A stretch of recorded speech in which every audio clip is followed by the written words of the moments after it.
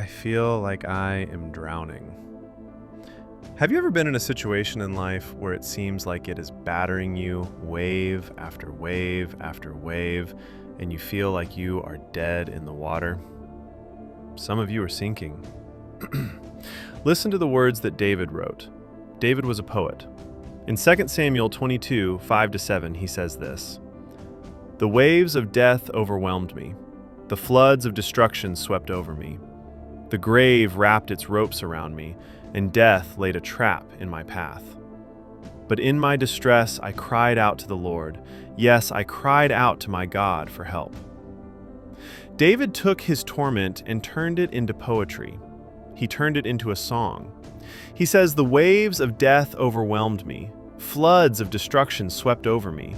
The grave wrapped its ropes around me. Death laid a trap in my path. But in my distress I cried out to the Lord." Why? Because even the toughest warrior fights battles he can't win alone. My cry reached his ears. He reached down from heaven and rescued me.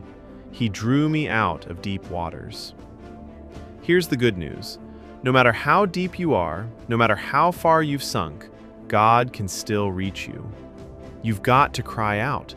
You've got to call out. You've got to say, "God, save me. God, save me. God, I need you." If the waves are overwhelming you, if the storm is too big, I want to remind you what Psalm 89:9 says. "You rule the oceans. You subdue their storm-tossed waves." Your God, my God, is bigger than our storms. He is greater. He is grander. Maybe you're in a storm you didn't plan. It was completely unexpected. You're in the middle of it, wondering if you'll survive.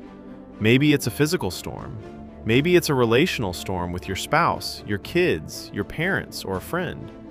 Maybe your financial boat is getting rocked by heavy waves. Maybe it's an emotional storm, depression, anxiety, or fear, a battle no one else can see. In Matthew chapter 8, the disciples found themselves in a literal storm on the Sea of Galilee. Jesus got into the boat, and his disciples followed him. Without warning, a furious storm came up, and the waves swept over the boat.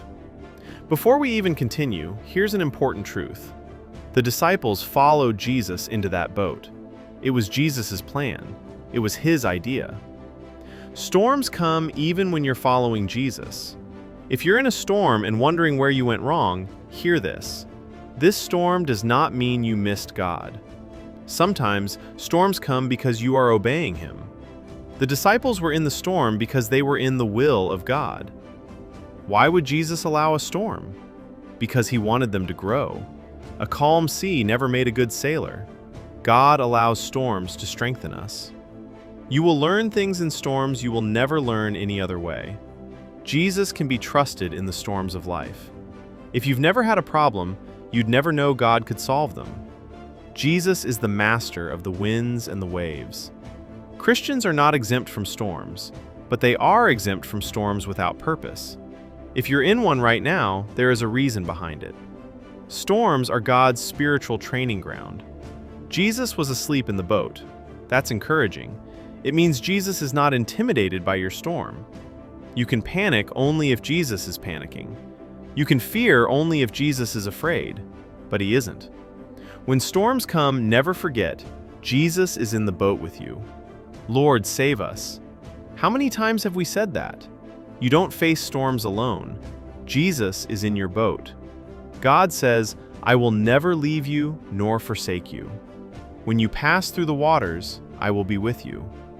Storms are temporary. They do not last forever. Morning always comes. You may be asking, "How long, O Lord?" David asked that too. "How long, O Lord? Will you forget me forever?" God is not afraid of your honest prayers. The best prayer is sometimes just a cry. God has never promised a life without storms, but he has promised his presence in them. Jesus stood up and said, "Peace, be still," and there was great calm. Jesus can calm your storm. Jesus can calm your heart. If God is for you, no storm can stand against you. You're going to make it to the other side because Jesus is in your boat.